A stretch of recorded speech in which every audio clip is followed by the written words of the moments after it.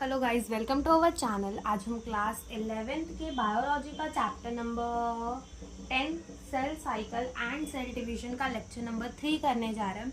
इसके पहले लेक्चर में लेक्चर नंबर 2 में हमने क्या क्या पढ़ा था वो एक फटाफट से हम रिकैप ले लेते। तो हमने ये कहा था कि जो हमारे सेल साइकिल के फेजेस हैं हम उसको दो फेज के अंदर डिवाइड कर सकते हैं, इंटरफेज और एम फेज। इंटरफेज के अंदर हमने कहा था कि हम इसको रेस्टिंग फेज कहते हैं, क्योंकि यहाँ पर सेल सारे काम कर रहा होता है लेकिन वो खुद को डिवाइड नहीं कर रहा होता है, तो हम उसको रेस्टिंग फेज कह देते हैं। हम इंटरफेज को प्रिपरेटरी फेज भी कहते थे, क्योंकि सेल वहाँ पर खुद को प्रिपेयर करता था, अपने ऑर्गेनल डबल करता था, अपनी एटीपी बनाता था, जितना भी उसको डिवीजन के लिए डिसीजन लेना था वो सारे वो काम वहाँ पे करता था, यानी वो खुद को प्रिपेयर करता था एम फेज के अंदर जाने के लिए, डिवीजन करने के लिए। इसलिए हम उसको क्या कह देते थे, प्रिपरेटरी फेज भी कह देते थे। और हमने ये देखा था कि जो हमारा एम फेज है वो 95% या फिर more than 95% duration of the cell cycle occupy कर सकता है। इसमें हमने ह्यूमन के चीक सेल का एग्जांपल लिया था कि अगर ह्यूमन का चीक सेल 24 आवर पे डिवाइड करता है तो जिसमें से 23 आवर जो होते हैं वो कौन लेके रखता है, इंटरफेस लेके रखता है। फिर हमने बोला था कि इंटरफेस 3 फेजेस के अंदर डिवाइडेड है, G1, S and G2 phase. G1 को गैप 1 भी कहते हैं, S फेज को सिंथेसिस फेज भी कहते हैं और G2 को गैप 2 फेज भी हम कहते हैं। ठीक है, फिर उसके बाद हमने M फेज के अंदर देखा था कि हम इसको मोस्ट ड्रामेटिक फेज कहते हैं। क्यों? क्योंकि यहाँ पर एक्चुअल बंटवारा होने वाला होता है, यहाँ पे क्रोमोसोम अपने अलग अलग शक्ल दिखाता है, इसलिए हम इसको ड्रामेटिक फेज भी कह देते हैं। और क्या कहते हैं इसको, माइटोसिस और एम फेज तो कहते ही हैं। हमने देखा था कि अगर हमारे जो सेल साइकिल का ड्यूरेशन होता है उसमें से लेस देन 5% या फिर 5% टाइम जो है वो कौन ऑक्यूपाई करके रखता है, एम फेज ऑक्यूपाई करके रखता है। और एम फेज को हमने कितने फेजेस के अंदर डिवाइड किया था, 2 फेज के अंदर। एक था फेज ऑफ द कैरियोकाइनेसिस और एक था साइटोकाइनेसिस। कैरियोकाइनेसिस का मतलब सेल न्यूक्लियस की डिवीजन और साइटोकाइनेसिस का मतलब साइटोप्लाज्म की डिवीजन, न्यूक्लियस की डिवीजन। यानी कि कैरियोकाइनेसिस में हमने 4 फेजेस फर्दर देखे थे, prophase, metaphase, anaphase and telophase, जिसे आज हम समझेंगे। और हमने क्या देखा था, साइटोकाइनेसिस को देखा था। और हमने ये भी देखा था कि हमारा जो G1 फेज है उसके अंदर क्या होता है, सेल खुद को ग्रो करता है, डिसीजन बनाता है, एटीपी बनाता है, प्रोटीन बनाता है। एस फेज के अंदर उसका डीएनए का कंटेंट डबल होता है लेकिन amount of the chromosome remain the same. फिर आता है G2 फेज जहाँ पे वो खुद का प्रोटीन बनाता है जो कि उसके सेल डिवीजन के लिए इंपॉर्टेंट होते हैं। सेल साइकिल वाला डायग्राम भी देखा था। और हमने G0 फेज के बारे में पढ़ा था जिसको हम क्यूसेंट स्टेज भी कह रहे थे, जहाँ पर सेल डिवाइड नहीं करता था, डिवाइड करना बंद कर देता था, लेकिन ओकेजनली अगर कोई सिग्नल दिया जाए सेल को तो सेल डिवाइड करता था, वो री इंटर कर जाता था G1 फेज के अंदर। और सेल डिसीजन कब लेता था कि इसको G0 फेज के अंदर जाना है या फिर आगे S फेज के अंदर जाना है, G1 फेज के अंदर ही लेता था। ठीक है, जब सेल को सिग्नल दिया जाता था in the case of the injury तब वो सेल री इंटर करता था G1 फेज के अंदर। लेकिन कुछ अडल्ट के सेल्स जैसे कि ह्यूमन का हार्ट सेल हो गया और न्यूरॉन ये कभी भी डिवाइड नहीं करते थे। तो इतना हमने इसके पहले वाले लेक्चर के अंदर देखा था। अब हम आज का लेक्चर स्टार्ट करते हैं जहाँ पर हम क्या पढ़ने जा रहे हैं, एम फेज को पढ़ने जा रहे हैं। तो एम फेज के बारे में फिर से वही बात लिखेंगे कि इसको हम क्या कहते हैं, मोस्ट ड्रामेटिक फेज कहते हैं। अब तक तो पता ही चल गया होगा क्यों इसको मोस्ट ड्रामेटिक फेज कहते हैं।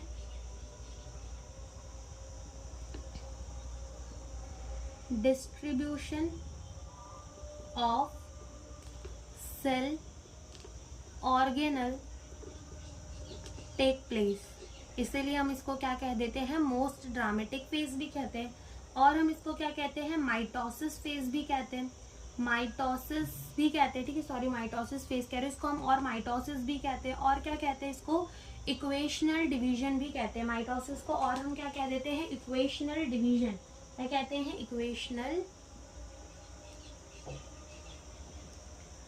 Equational division. अब इस इक्वेशनल डिवीजन का मतलब क्या होता है, ठीक है, हम इक्वेशनल डिवीजन का मतलब क्या होता है पहले तो वो समझते हैं। ठीक है, तो देखो अगर हमारा कोई पेरेंट सेल है, ठीक है, इक्वेशनल डिवीजन का मतलब समझ रहे हैं, क्योंकि अगर कोई पेरेंट सेल है, ठीक है, और वो पेरेंट का जो सेल है वो डिप्लॉयड है, ठीक है, डिप्लॉयड है, तो जब वो माइटोसिस करेगा, ठीक है, जब वो सेल माइटोसिस करके 2 डॉटर सेल्स बनाएंगे, तो वो जो 2 डॉटर सेल्स बनेंगे वो भी कैसे बनेंगे, डिप्लॉयड बनेंगे। यानी कि जितना कंटेंट पेरेंट के पास था क्या उतना ही कंटेंट डॉटर सेल के पास आया, बिल्कुल। अगर पेरेंट का सेल जो है वो हैप्लॉइड होगा तो माइटोसिस करने के बाद जो 2 डॉटर सेल बनेंगे वो भी कैसे रहेंगे, हैप्लॉइड ही रहेंगे, यानी कि जितना कंटेंट पेरेंट सेल के अंदर था उतना ही वो डॉटर सेल के अंदर जा रहा है, इसीलिए हम इसको इक्वेशनल डिवीजन भी कह देते हैं। और एक एग्जाम्पल से समझते हैं, जैसे मान लो कि यहाँ पर क्या है, एक फादर है, ठीक है, जिसके पास है 50 रुपए, ओके, दिख नहीं रहा, ठीक है, इधर पे क्या है, एक फादर है, ठीक है, जिसके पास कितने हैं, 50 रुपए, ओके। अब क्या करना है, इनकी बनेंगी 2 डॉटर सेल्स, ठीक है, ये रही 2 डॉटर सेल, इनकी चोटियां बना देते हैं। अब ये फादर क्या चाहेगा कि मेरी जो 2 डॉटर सेल्स है उनके पास भी उतना ही पैसा जाए जितना मेरे पास हो, इसीलिए फादर खुद के पैसे को पहले क्या करेगा, डबल करेगा। जो इसके पास 50 रुपए है तो ये किस क्या बनाएगा, 100 रुपए बनाएगा। और 100 रुपए कैसे बनेंगे, एस फेज के अंदर जाकर बनेंगे। हमने देखा था एस फेज के अंदर content of the DNA double हो जाता है, तो यहाँ पर 100 हो गए, फिर 50 इस वाली डॉटर सेल को, 50 इस वाली डॉटर सेल को। तो इनिशियली फादर के पास कितने थे, 50 रुपीज, वैसे ही फाइनली डॉटर्स के पास कितने पहुंचे, 50 और 50, यानी कि इसी को क्या कहते हैं, इक्वेशनल डिवीजन कहते हैं, ठीक है। तो ये हमारी होती है इक्वेशनल डिवीजन, जो हम माइटोसिस को ही कह देते हैं। अब जैसे कि हमने बोला कि जो हमारी माइटोसिस है ना, वो 2 फेजेस के अंदर डिवाइडेड होती है, फेज ऑफ दी कैरियोकाइनेसिस और फेज ऑफ दी साइटोकाइनेसिस, ठीक है। एक होती है कैरियोकाइनेसिस और एक होती है साइटोकाइनेसिस, ठीक है। तो कैरियोकाइनेसिस जो है वो फर्दर 4 फेजेस के अंदर डिवाइडेड होती है, prophase, metaphase, anaphase and telophase, ठीक है। तो प्रोफेज के बाद क्या आता है, मेटाफेज, मेटाफेज के बाद क्या आता है, एनाफेज, और एनाफेज के बाद क्या आता है, टेलोफेज आता है। लेकिन यहाँ पर क्लियर कट लाइन ड्रॉ नहीं होती। इसका मतलब क्या है, जैसे अगर हम अपने स्कूल पे देखें, ठीक है, स्कूल में क्या होता है कि जैसे हम स्कूल जाते तो पहला बेल बजता है, इसका मतलब फर्स्ट लेक्चर स्टार्ट हो चुका है, दूसरा बेल बजता है, इसका मतलब फर्स्ट लेक्चर खत्म हो चुका है, सेकेंड लेक्चर स्टार्ट हो चुका है, फिर तीसरा बेल बजता है तो उससे क्या पता चल जाता है, सेकेंड लेक्चर खत्म हो चुका है, थर्ड लेक्चर स्टार्ट हो गया। तो क्लियर कट लाइन ड्रॉन होती है वहां पे कि बेल बजे, इसका मतलब पहला लेक्चर खत्म हो चुका है, क्लियर कट लाइन है कि पक्का खत्म हो चुका है। लेकिन प्रोफेज के अंदर हम ऐसा नहीं कह सकते कि हमने सेल को देखा, सेल को देखकर कुछ दिखा तो हमने बोल दिया ये मेटाफेज के अंदर है, ठीक है। मतलब उसकी कैरेक्टरिस्टिक देख के हम बता सकते हैं वो कौन से फेज के अंदर है, लेकिन हम सेल को डिवाइड करते करते देख के नहीं बता सकते कि हाँ भाई इसका प्रोफेज खत्म हो गया, इसका मेटाफेज खत्म हो गया, इसका एनाफेज खत्म हो गया। सेल खुद चिल्ला के नहीं बोलता कि मेरा प्रोफेज खत्म हो गया, मैं मेटाफेज में हूँ, मैं एनाफेज में हूँ, हमें तो उसको माइक्रोस्कोप के अंदर देखना पड़ता है। तो यहाँ पे ये प्रोसेस जो है वो प्रोग्रेसिव प्रोसेस है, ठीक है, जो चलती ही रहती है, ठीक है। यहाँ पर क्लियर कट लाइन ड्रॉन नहीं है, तो हम क्या लिखेंगे, in the phase of karyokinesis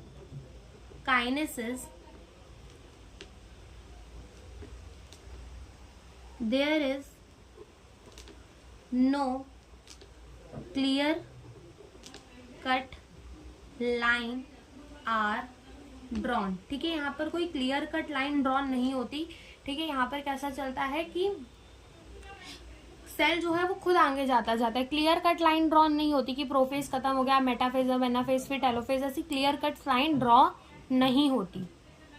और हम क्या कह सकते हैं कि ये जो हमारा सेल डिवीजन है वो कैसी प्रोसेस होती है, प्रोग्रेसिव प्रोसेस होती है। सेल डिवीजन कैसी प्रोसेस होती है, एक प्रोग्रेसिव प्रोसेस होती है हमारी सेल डिवीजन। तो ये हमने मेटाफेज का ओवरव्यू ले लिया, सॉरी मेटाफेज कह रहे हो, ये हमने एम फेज का, माइटोसिस फेज का, इक्वेशनल डिवीजन का क्या ले लिया, ओवरव्यू। अब हम एक एक फेजेस करके, प्रोफेज, मेटाफेज, एनाफेज, टेलोफेज करके एक एक फेजेस को समझेंगे। अब हम देखने जा रहे हैं कि एक्चुअल में प्रोफेज के अंदर होता क्या है। तो पहले हम कुछ बातें लिखते हैं, जैसे कि हमको पता है कि जो हमारा प्रोफेज में जो सेल आया है वो इंटरफेज से होकर आया होगा, यानी कि वो पहले जीवन फेज के अंदर रहा होगा, जहां पर उसने खुद को मेटाबॉलिकली बढ़ाया होगा, एटीपी बनाई होगी, डिसीजन लिया होगा। एस फेज में उसने अपना डीएनए रेप्लिकेट कर लिया होगा, डीएनए की कॉपी बना ली होगी, कहाँ, न्यूक्लियस के अंदर, और सेंट्रियोल का डुप्लीकेशन कहाँ स्टार्ट कर दिया होगा, साइटोप्लाज्म के अंदर। और और क्या हुआ होगा, वो G2 फेज के अंदर आया होगा और उसने बचे कुछ प्रोटीन को सिंथेसिस किया होगा, तब जाके वो कहाँ आया होगा, प्रोफेज के अंदर आया होगा। तो जब कोई सेल प्रोफेज के अंदर आया है तो उसका जो डीएनए होगा, ठीक है, वो कॉपी होकर आया होगा। तो डीएनए जब कॉपी होकर आता है तो डीएनए जो है वो इंटरवाइंड होता है, ठीक है। डीएनए कैसा होता है, इंटरवाइंड, यानी कि एकदम गुच्छे जैसा, बाल जैसा पड़ा होता है, एकदम फंसे हुए बाल जैसा, ठीक है। कैसा रहता है, एकदम इंटरवाइंड रहता है। तो यहाँ पर क्या होती है, प्रोफेज के अंदर condensation of the chromosomal material start होती है, इनिशिएशन स्टार्ट होती है, कंप्लीट नहीं होती कंडेंसेशन, बस स्टार्ट हो जाती है। तो क्या लिखेंगे हम, prophase is mark by the start, और इनिशिएशन भी लिख सकते हैं, ऑफ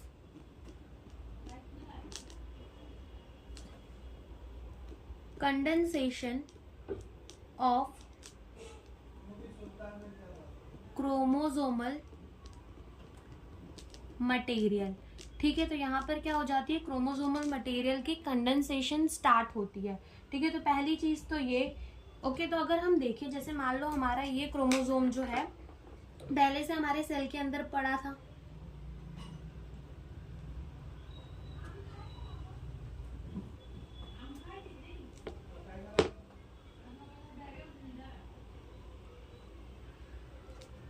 और ये जो नए कॉपीज बने उसके,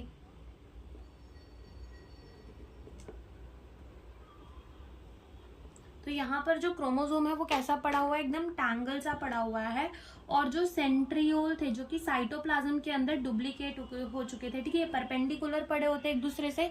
तो ये क्या है, सेंट्रियोल, जो क्रोमोसोम के अंदर क्या, सॉरी क्रोमोसोम कह रही हूँ, साइटोप्लाज्म के अंदर क्या हो चुके थे, डुप्लीकेट हो चुके थे। तो ये हमारी क्या है, अर्ली प्रोफेज है। ये क्या है, अर्ली प्रोफेज। कि प्रोफेज की स्टार्टिंग में सेल कैसा दिखेगा, वो तो ये हमारी क्या है, सेल की मेम्ब्रेन है, ठीक है। और ये क्या है, न्यूक्लियस की मेम्ब्रेन है,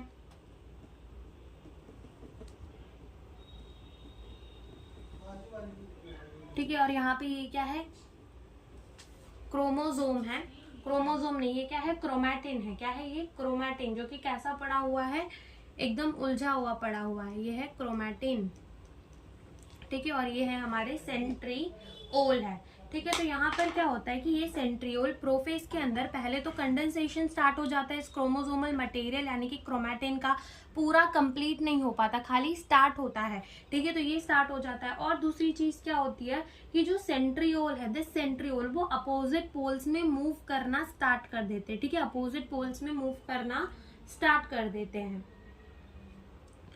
और ये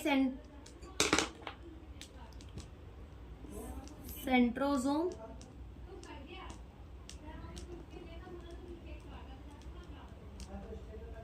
begin to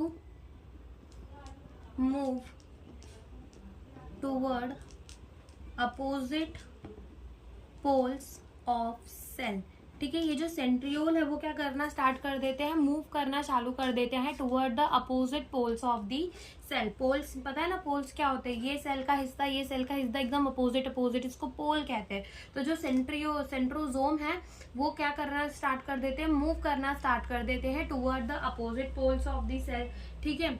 अब क्या होता है कि प्रोफेज के अंदर धीरे धीरे ये जो न्यूक्लियर की मेम्ब्रेन होती है, ठीक है, न्यूक्लियस की जो मेम्ब्रेन होती है वो डिसइंटीग्रेट होना स्टार्ट हो जाती है। डिसइंटीग्रेट का मतलब क्या, कि वो टूटना स्टार्ट हो जाती है, ठीक है, वो टूटना स्टार्ट हो जाती है, ऐसे थोड़ा थोड़ा टूट के लास्ट में क्या होता है कि ये पूरा न्यूक्लियर मेम्ब्रेन जो है वो खत्म ही हो जाता है, ठीक है। वो न्यूक्लियर मेम्ब्रेन जो है वो क्या होती है, पूरी की पूरी डिसइंटीग्रेट हो जाती है। ये लेट प्रोफेज है जहां पर हमारे जो सेंट्रोसोम है वो अपोजिट पोल्स में पहुंच जाते हैं, सेंट्रोसोम अपोजिट पोल्स में पहुंच जाते हैं, न्यूक्लियर मेम्ब्रेन इनकी क्या होने लग जाती है, डिसइंटीग्रेट होने लग जाती है। और यहाँ पर क्रोमोसोम थोड़ा थोड़ा सा, यानी कि क्रोमैटिड जो है वो थोड़ा थोड़ा सा पैक होकर क्रोमोसोम की तरह दिखने लगता है। तो यहाँ पर हम सिर्फ 2 ही क्रोमोसोम दिखाएंगे, ठीक है। एक ये वाला मान लेते हैं और दूसरा ये वाला।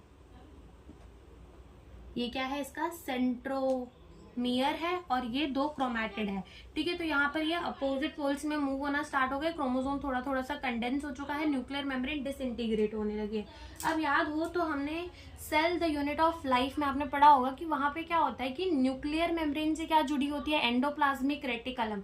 एंडोप्लाज्मिक रेटिकुलम के ही बाद क्या होता है, गोल्जी अपरेटस, ठीक है। तो अगर हमारी न्यूक्लियर की मेम्ब्रेन, जो न्यूक्लियस की मेम्ब्रेन है वो डिसइंटीग्रेट हो रही है, तो क्या होता है कि जो हमारा एंडोप्लाज्मिक रेटिकुलम और गोल्जी अपरेटस है वो भी क्या हो जाता है, वो भी क्या होने लग जाता है, खत्म होने लग जाता है। यानी कि at the end of the prophase, at the end of prophase, nuclear membrane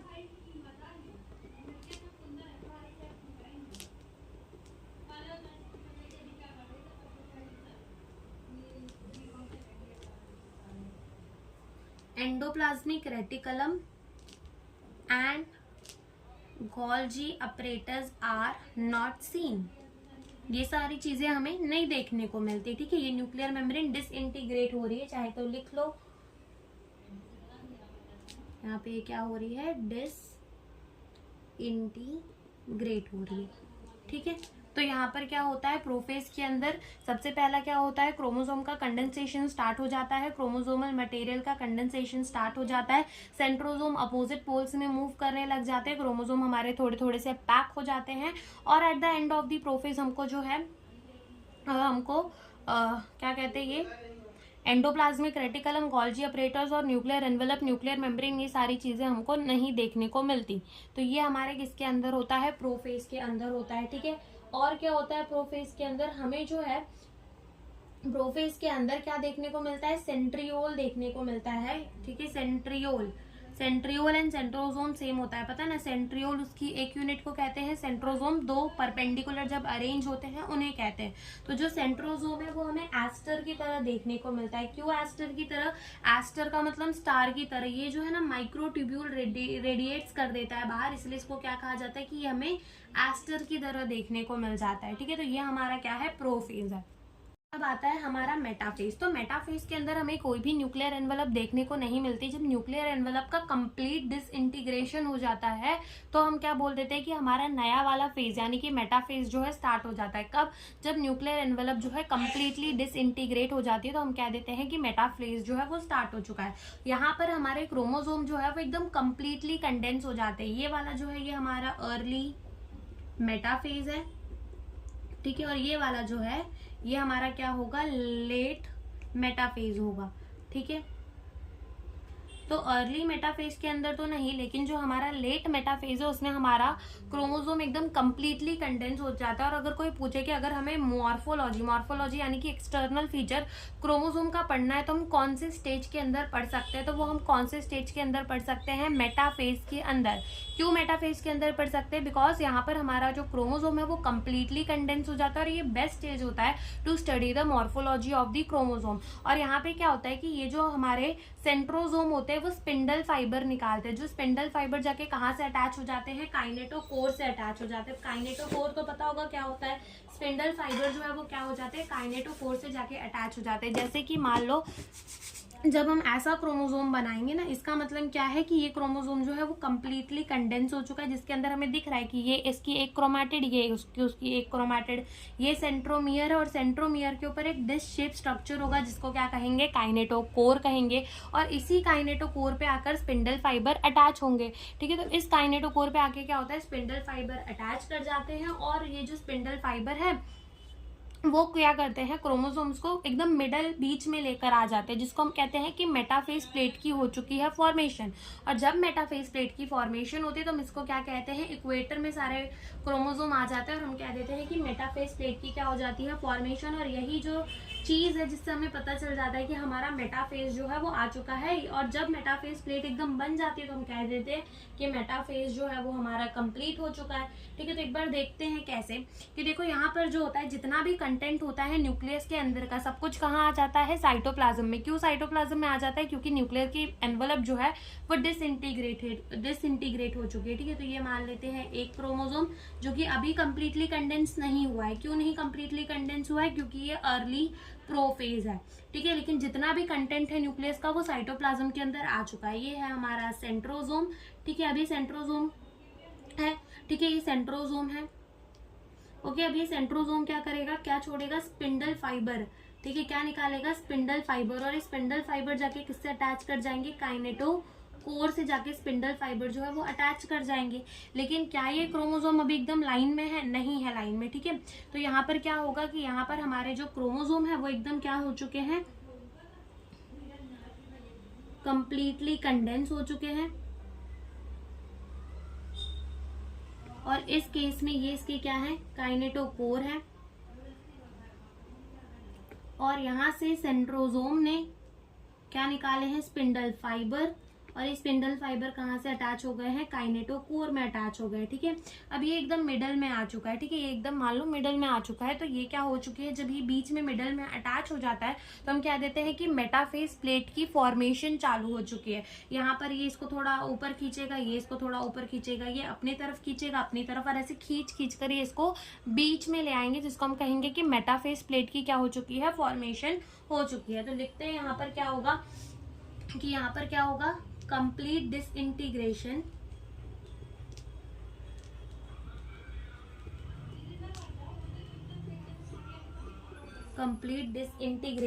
of nuclear envelope. Complete disintegration हो जाती है किसकी, न्यूक्लियर एनवलप की, जिससे हमें पता चल जाता है कि जो हमारा सेकेंड फेज है माइटोसिस का, यानी कि मेटाफेज जो है वो स्टार्ट हो चुका है। और जितना भी कंटेंट होता है न्यूक्लियस के अंदर का वो कहाँ आ जाता है, साइटोप्लाज्म के अंदर आ जाता है, ठीक है।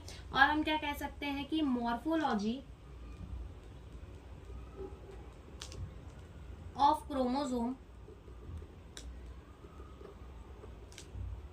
is most easily seen here, ठीक है। यहाँ पे हम मॉर्फोलॉजी ऑफ द क्रोमोसोम को एकदम इजीली देख सकते हैं, ओके। सेंट्रोजोम जो है वो अपोजिट पोल्स में पहुंच चुके होते हैं। Centrosome reach to opposite poles, ठीक है। सेंट्रोजोम जो है वो अपोजिट पोल्स में पहुंच चुके होते हैं। क्रोमोसोम कंप्लीटली कंडेंस हो चुके होते हैं। क्रोमोसोम इज कंप्लीटली कंडेंस, ठीक है। क्रोमोसोम जो है वो कंप्लीटली क्या हो चुके होते हैं, कंडेंस, कंप्लीटली कंडेंस हो चुके होते हैं क्रोमोसोम, ओके। और क्या होता है यहाँ पर कि spindle fibre attach to kinetochore, fibre attach to kinetochore. Spindle fibre जो है वो कहाँ अटैच कर जाते हैं, स्पिंडल फाइबर जो है वो काइनेटोकोर पर अटैच कर जाते हैं। और क्या होती है, all the chromosome align at the equator and this is known as the metaphase plate। तो यहाँ पर metaphase plate की भी क्या हो जाती है, फॉर्मेशन हो जाती है।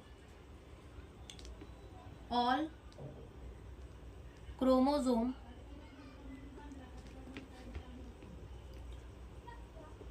align, या फिर ऐसा कह दो कि arrange at equator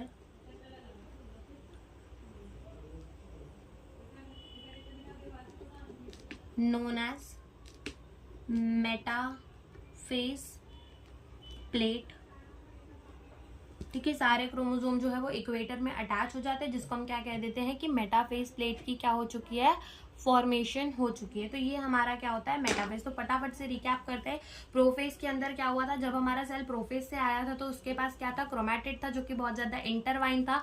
तो उस समय में क्रोमैटिड अनटैंगल होता है, क्रोमोसोम बनना हल्का हल्का स्टार्ट होता है, पूरा क्रोमोसोम कंडेंस नहीं होता। न्यूक्लियर मेम्ब्रेन जो है वो डिसइंटीग्रेट होना स्टार्ट हो जाती है। न्यूक्लियर मेम्ब्रेन जो है लेट प्रोफेज के अंदर डिसइंटीग्रेट हो ही रही होती है, पूरी नहीं हो पाती, ठीक है। और जो हम एंड में देखेंगे, एकदम लेट प्रोफेज के एकदम एंड में, ठीक है। तो क्या होता है कि प्रोफेज जो है न्यूक्लियर मेम्ब्रेन, एंडोप्लाज्मिक रेटिकुलम और गोल्गी अपरेटस जो है वो हमें नहीं देखने को मिलते, ठीक है। मेटाफेज प्लेट के अंदर कंप्लीट डिसइंटीग्रेशन हो जाती है न्यूक्लियर एनवेलप की, जितना भी कंटेंट होता है न्यूक्लियस का वो कहाँ आ जाता है, साइटोप्लाज्म के अंदर आ जाता है, ठीक है। सेंट्रोसोम जो है स्पिंडल फाइबर अटैच कर देते हैं कहाँ पर, काइनेटोकोर पे, और खींच खींच के कहाँ पे ले आते हैं, क्रोमोसोम को एकदम मिडल पे लाइन पे, उसको हम क्या कहते हैं, मेटाफेज प्लेट की हो चुकी है फॉर्मेशन, ठीक है। और यही जो है मेटाफेज जो वो बेस्ट स्टेज है हम क्या पढ़ने के लिए, ये बेस्ट स्टेज है to study the morphology of the chromosome. Morphology of the chromosome पढ़ने के लिए this is the best stage, ठीक है।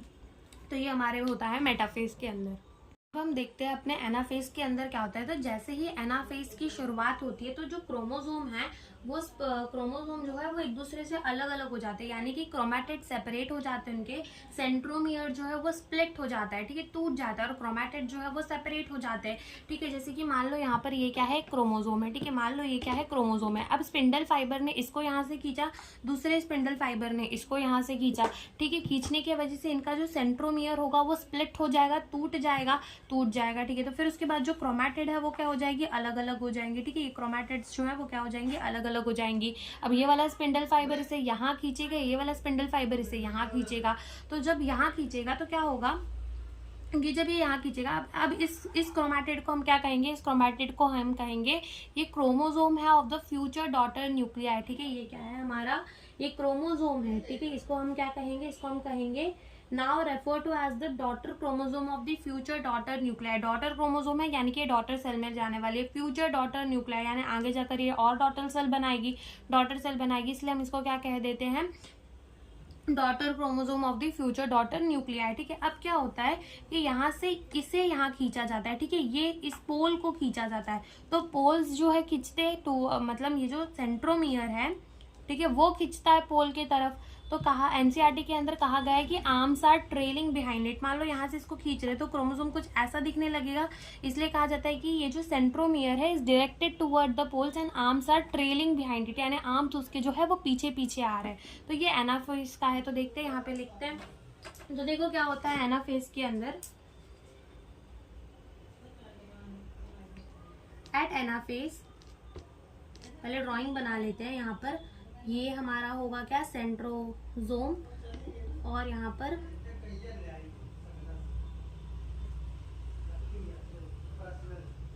Poles, centromere are directed toward the poles, arms are trailing behind it, उसके पीछे पीछे चलकर आ रहा है, ठीक है। तो ये होता है एनाफेज का डायग्राम। तो लिखा है कि at the onset of the anaphase, NCERT के लिखा है कि each chromosome arrange at the metaphase plate split simultaneously and the two daughter chromatid, now referred to as the daughter chromosome of the future daughter nuclei, begin to move toward the opposite pole। तो हम इसको क्या कहेंगे कि anaphase में, at anaphase centromere split and chromatid separate.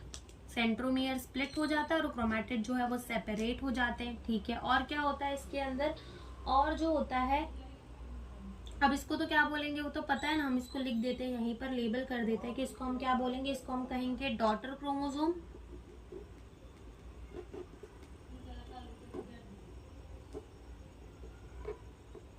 Of future daughter nuclei, ठीक है। ये क्या है अपना daughter chromosome of the future daughter nuclei. Centromere is directed toward poles and arms are trailing behind it, ठीक है। आर्म्स क्या होते हैं, ट्रेलिंग बिहाइंड इट, यानी आर्म्स उसके क्या होते हैं, पीछे पीछे आते हैं। तो ये हमारे एनाफेज के अंदर है। फिर आते हैं हम किसके अंदर, अपने टेलोफेज के अंदर। किसके अंदर आते हैं, टेलोफेज के अंदर। तो टेलोफेज के अंदर क्या होता है, टेलोफेज के अंदर आते ही क्रोमोसोम जो ये पहुंचे हैं, तो इनमें क्या हो जाती है कि यहाँ पर जैसे कि ये अपने अपोजिट पोल्स में पहुंच चुके हैं, ठीक है। यहाँ पर और लिख देते हैं कि जो क्रोमोसोम है, जो क्रोमैटिड है, वो अपोजिट पोल्स में पहुंच जाती है, ठीक है।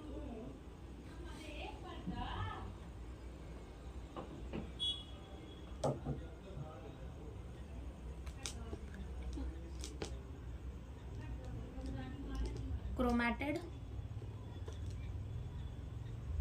Rich the opposite poles, chromatid जो है वो अपोजिट पोल्स में पहुंच जाती है। अब जैसे ही अपोजिट पोल्स में पहुंचती है तो क्या होता है कि न्यूक्लियस की मेम्ब्रेन, ठीक है, न्यूक्लियर एनवलप यहाँ पर बनना स्टार्ट हो जाती है, ठीक है। न्यूक्लियर एनवलप बनना स्टार्ट होती है और जैसे ही न्यूक्लियर एनवलप बनती है तो ये जो क्रोमोसोम है जो कि बंधा हुआ पड़ा है, एकदम जमा हुआ पड़ा है, ये फिर से खुल जाता है, अपने डिस्क्रीट एलिमेंट में अपनी आइडेंटिटी को खो देता है, फिर से खुल के एकदम धागे धागे के फॉर्म में बिखर जाता है, ठीक है।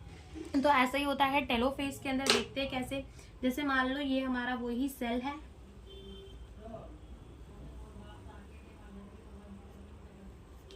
ठीक है, और ये न्यूक्लियर एनवलप बन चुके हैं, न्यूक्लियर एनवलप बन चुके हैं, ठीक है। और ये क्या हो चुका है कि जो भी हमारा क्रोमोसोम था उसने अपनी आइडेंटिटी खो दी, फिर से धागे के फॉर्म पे आके पड़ गया,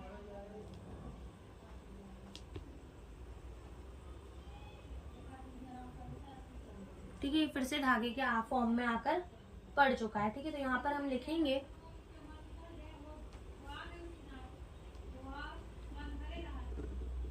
chromosome decondense and lose their identity,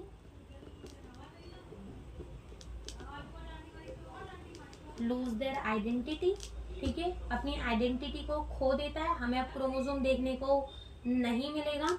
और क्या होता है, न्यूक्लियर की एनवलप, ठीक है, न्यूक्लियर एनवलप कह लो, न्यूक्लियर की मेम्ब्रेन कह लो, ठीक है, develop around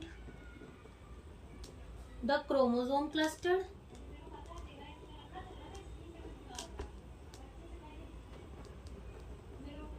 at each pole,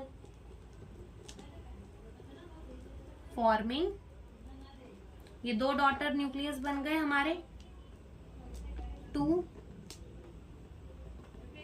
daughter nucleus, ठीक है, ये 2 डॉटर न्यूक्लियस हमारे बन चुके हैं। अब यहाँ पर जब न्यूक्लियर मेम्ब्रेन बन गई तो ER and endoplasmic reticulum and Golgi apparatus भी क्या हो जाएंगे, रीफॉर्म हो जाएंगे, फिर से बन जाएंगे। तो ये हमारा साइटोप्लाज्म है और साइटोप्लाज्म के अंदर 2 हमें क्या देखने को मिल रहे हैं, न्यूक्लियस देखने के लिए मिल रहा है। यानी कि हम इसको क्या मल्टी न्यूक्लिएटेड कंडीशन कह सकते हैं, बिल्कुल इसको हम मल्टी न्यूक्लिएटेड कंडीशन जो है वो कह सकते हैं, ठीक है, क्योंकि एक ही सेल के अंदर 2 न्यूक्लियस है। और मल्टी न्यूक्लिएटेड कंडीशन को सिंसीशियम भी कहा जाता है, जो कि हम नेक्स्ट लेक्चर में देखेंगे, जहां पर हम देखेंगे कि ये हमारी कैरियोकाइनेसिस जो है वो खत्म हो गई, न्यूक्लियस की डिवीजन हो गई ना, तो कैरियोकाइनेसिस खत्म हो गई, बची क्या, cytokinesis and significance of the mitosis. उसके बाद माइटोसिस जो है खत्म हो जाएगा, जो कि हम क्या देखेंगे, नेक्स्ट लेक्चर में देखेंगे। तो फटाफट से एक बार देखते हैं पूरे लेक्चर में क्या हुआ। प्रोफेज पढ़ा, प्रोफेज के अंदर क्या हुआ कि सेल जो है वो कहाँ से आया है, इंटरफेस से आया है, उसका जितना भी मटेरियल है वो अभी धागे के फॉर्म पे पड़ा हुआ है, क्रोमैटिड, जो कि कंडेंस होना स्टार्ट हो जाता है, लेकिन पूरा कंडेंस नहीं होता। सेंट्रोजोम जो है वो अपोजिट पोल्स में मूव करने लग जाते हैं और न्यूक्लियर एनवेलप डिसइंटीग्रेट होने लग जाती है, इसीलिए endoplasmic reticulum and Golgi apparatus भी नहीं दिखता। फिर उसके बाद आता है मेटाफेज। तो जितना भी मटेरियल होता है क्रोमोसोम, जितना भी मटेरियल होता है न्यूक्लियस का, वो साइटोप्लाज्म के अंदर आ जाता है, कंप्लीट डिसइंटीग्रेशन हो जाती है न्यूक्लियर एनवेलप की, कहाँ हो जाती है, प्रोफेज के अंदर ही। इसीलिए जितना भी कंटेंट है ये न्यूक्लियस का वो कहाँ आ जाता है, साइटोप्लाज्म के अंदर आ जाता है। क्रोमोसोम अपने अपने अपोजिट पोल्स में, सेंट्रोजोम, ठीक है, सेंट्रोजोम जो है वो अपोजिट पोल्स में पहुंच जाते हैं, स्पिंडल फाइबर अटैच हो जाता है काइनेटोकोर से और मेटाफेज प्लेट की फॉर्मेशन होती है। एनाफेज में आते ही क्या होता है कि सेंट्रोमियर जो है वो स्प्लिट हो जाता है और क्रोमैटिड सेपरेट हो जाते हैं और टेलोफेज के अंदर न्यूक्लियस बन जाते हैं, तो न्यूक्लियर एनवेलप जो है वो कंप्लीट हो जाती है। एक बार अगर आप कोई एनिमेशन देखो तो वो ज़्यादा अच्छा रहेगा, ठीक है। तो इतना ही इस लेक्चर के अंदर, बाकी हम नेक्स्ट लेक्चर के अंदर देखेंगे। Thank you for watching the video.